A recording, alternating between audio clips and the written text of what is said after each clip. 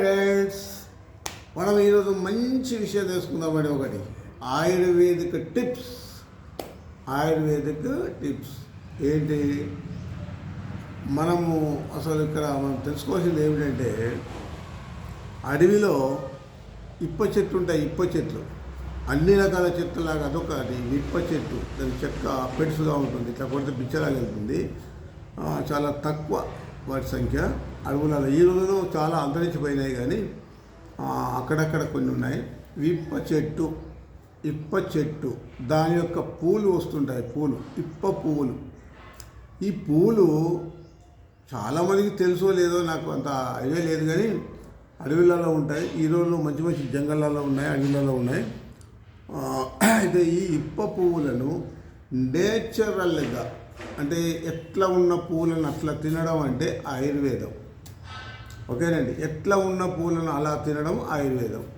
ఒకవేళ ఆ పూలను కనుక ఒక నీటిలో, ఒక కుండలో పోసి ఓ 4 రోజులు 6 రోజులు ఉంచి అంత మురుగబెట్టేసి బట్టి పెట్టి, ఒకవేళ మంట మీద సెగబెట్టి దాని నుంచి ఒక పైపు ద్వారా తీస్తే లిక్విడ్ వస్తుంది. ఆ లిక్విడ్ ఎలా ఉంటుందంటే డిస్టిల్ వాటర్ లాగా, నల్లటి వాటర్ లాగా ఉంటుంది. అది ఎలా అంటే ఒక బ్రహ్మాండమైన పవర్ఫుల్ మెడిసిన్ లాగా ఉంటుంది, స్పిరిట్ లాగా ఉంటుంది. ఒక్క చుక్క నాలుక మీద ఇస్తే ఒక రకమైనటువంటి పవర్ఫుల్గా ఉంటుంది.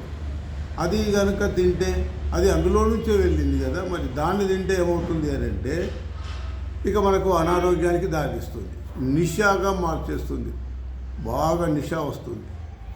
మరి అదే పువ్వులను నేచురల్గా తింటే ఆయుర్వేదము దాన్ని ఈ రకమైన మార్చి కనుక మనం దాని నుంచి లిక్విడ్ తీసుకొని తింటే అలోపతి, ఇంగ్లీష్ మందు పవర్ అవుతుంది, ఇంగ్లీష్ మందు మెడిసిన్ లాగా పోతుంది. మరి దీన్ని వాడితే రోగాలు వస్తాయి. ఇది నేచురల్గా వాడితే రోగాలు తగ్గిస్తాయి, మనకు బలం వస్తుంది. ఇప్ప పూలను ఉన్నట్టు తింటే బలం వస్తుంది.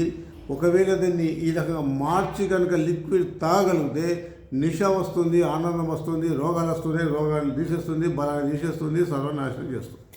ఇదండి ఆయుర్వేదం ఉన్నటువంటి పద్ధతి. కాబట్టి మనం నేచురల్ కాకుండా ఉండడానికి డిఫరెన్స్ అదనమాట.